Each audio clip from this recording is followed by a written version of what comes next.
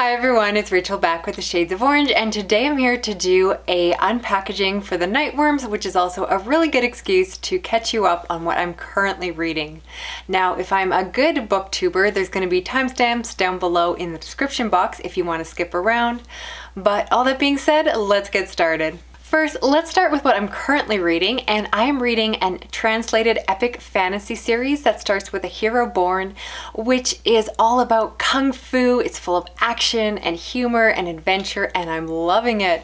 I'm currently working on book 2, but by the time you're watching this, I'm probably on to the 3rd book, A Snake Lies Waiting, and it is just so good. You know I love some Asian-inspired fantasy, and this one is really scratching that itch at the moment, so expect this series to show up again in a review video very soon, but loving it.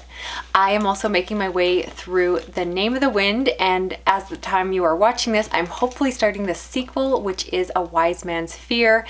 This, of course, is a booktube darling, all about a man telling his story over 3 days. And I am totally okay going into this book knowing that the 3rd and final book in this trilogy is nowhere in sight. Who knows when we're gonna get it, but that's okay. I am here for the ride. I'm one of these few readers that really does not mind going into a book knowing that a series may or may not ever be finished. I just enjoy reading what is published, and of course the more you read a series and get excitement about it, you know, it tends to push the publishers to actually finish the series out. Of course, in the case here, it's not the publisher's fault, but just simply the author is not ready to release his final book. But enjoying it, it's definitely very classic and perhaps more traditional than the kinds of fantasy stories I normally love, but very much enjoying it and looking forward to seeing where this next one goes. But it's gonna take me a while because it's really chunky. As well, it came to my attention that it is Women in Horror Month for February, so I did unintentionally pick up a few books written by women. The first one is The Hunter by Asa Nomini, and this is translated from Japanese. It is a story of a tough biker detective who is hunting down a serial killer who is responsible for a bunch of gruesome murders.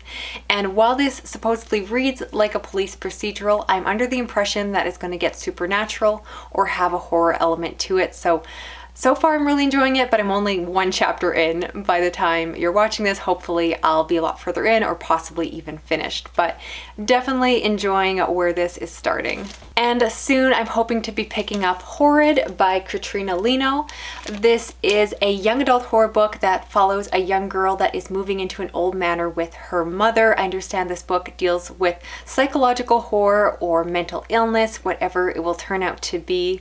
And I gotta say, this cover is gorgeous, and I'm doing this as a buddy read with my kindred spirit patrons, who, if you don't know, are patrons that are able to do one-on-one buddy reads with me. We discuss the books using voice chat over a Voxer app, and I just love getting to discuss all of these great horror books. We're also reading a lot of fantasy on the side right now, like The Name of the Wind, and yeah, I'm very eager to get into this one, so hopefully this will be starting this week. Now let's get into the January unpackaging for the Night Worms. As always, I do like to disclose that I am a rep for them, so I did receive this package for free.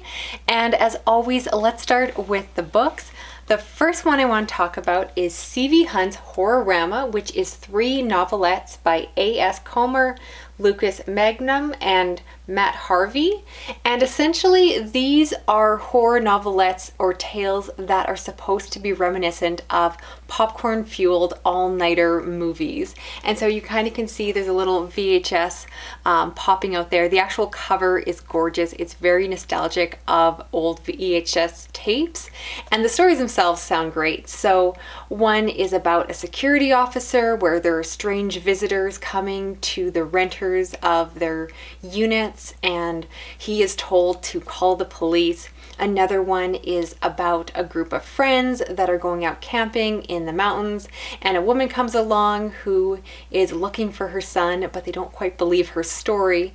And then finally we have a story about a cult who is looking to revive their dark god. And yeah, if you like cult stories, that one will probably appeal to a lot of people. And again, I think this actual cover is great. And I should mention all 3 books I'm going to show you here are published by Grindhouse, which is definitely one of my favorite indie or small press horror publishers. They do a lot of really intense stories and just really unique and fantastic ones. So I've been really impressed by everything I've read by them so far. Next one in the group is Merciless by Brian Smith, and this one has quite the intense cover. It is a story of two psychopaths that get married, and as their honeymoon, they decide to go out and travel and capture, torture, and kill a stranger. These are the kind of stories that definitely catch my attention. I love a good stalker serial killer case, and this one definitely could be a lot of fun if it's well done. So I will be trying this one for sure. Finally, we have Paradise Club by Tim Meyer, and I definitely want to read more by him. I think I've read a book or two by him before, but this one is about a group of vacationers that go out to an all-inclusive resort, but little do they know that there are a gang of bloodthirsty maniacs that are going to be pitted against the guests of this resort in some kind of sadistic game. And yeah, that sounds like a really fun premise. I expect a lot of action, a lot of blood and gore, and yeah, it should be fun. Definitely, once again, I love the cover. This looks so summery and would probably be a great book for me to include in a future recommendation video for summer horror, because I need to do another one of those videos pretty soon. Now, just quickly going through what was in the goodie bag here. We of course have the Night Worms bookmark for the month. This one says Cabin Fever, which I'm definitely feeling with everything going on in the world. It is a perfect theme for right now. The artwork is gorgeous as always. As usual, we have nameplate stickers from the authors, which I'm going to be putting in there. We have the information for the package itself. We have this great postal card advertisement for a collection of Cthulhu stories, so that looks pretty fun. And then we also have a postcard for Cabin Fever itself, which is fantastic. And last, I do want to briefly go through the December Night Worms package because I only received it about a week ago.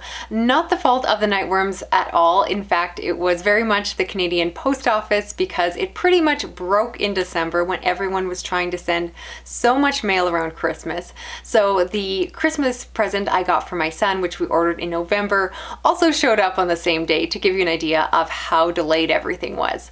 So I'm just going to briefly run through this just because probably most people have already seen unpackagings for this, but if you haven't, it starts with a poetry collection called Cradle Land of Parasites by Sarah Tatalinger, and I'm very excited for this one because it's all based around the Black Plague, and so this is probably the book I'm most interested in reading of the three. We also have an anthology called Not All Monsters, and this entire anthology is done by women, and so this is a perfect book for me to be picking up in February, so I might be adding this to my own TBR, so that just sounds great. A lot of good names on this list, including Haley Piper, J.S. Moncrief, as well as honestly a lot of names I don't know, but it's a really good way for me to find new authors to check out. And finally, there is a novel called Fierce Flesh by K.P. Cutsley, and this is a historical horror novel set in the 16th century in Hungary, following a countess, and involves a witch, and I don't know a whole lot more about this one. It definitely sounds intriguing, and the cover art is gorgeous. And the goodies included in the December package were fantastic as always. There was the Sleigh Bells bookmark, which again, I love the artwork that they do on these, as well as another bookmark advertising a new story from Erica LaRocca, who I know is a new and upcoming indie author. There, of course, is yet again signatures that I'll be putting in the books, which is fantastic. And I love this sticker here. It is big and gorgeous and just a creepy nutcracker man. I just think they do the best stickers. And no surprise, I was very excited to see more Bones coffee in this one, and this one is themed Jingle Bells, which is coconut, caramel, and vanilla flavored. So I'll be trying that out probably in the next week or so. I was impatiently waiting to open it until I could do this unpackaging, although I don't know why. People wouldn't be upset if the top was ripped off because, like I said, I got this one pretty late, but I'm very eager to break into this one soon. So that is it for this video, but before I let you go, reminder that if you do want to get your own Nightworms package, I have information and links down below. I have a code TAKE5 if you want to get your first package, or Orange5 if you want an extra 5% off if you start a subscription. And I would love to hear your thoughts and reactions to what I'm currently reading, what you thought of the 2 packages I showed here, and tell me, what are you currently reading this week? Are you reading anything special for Women in Horror Month? And if you're not yet subscribed, consider doing so. I do read a lot of horror as well as thrillers, science fiction, and fantasy. I will have all my links down below if you want to follow me on Instagram or Goodreads or Twitter. Otherwise, I will talk to you again soon. Thanks, Kate. Bye-bye.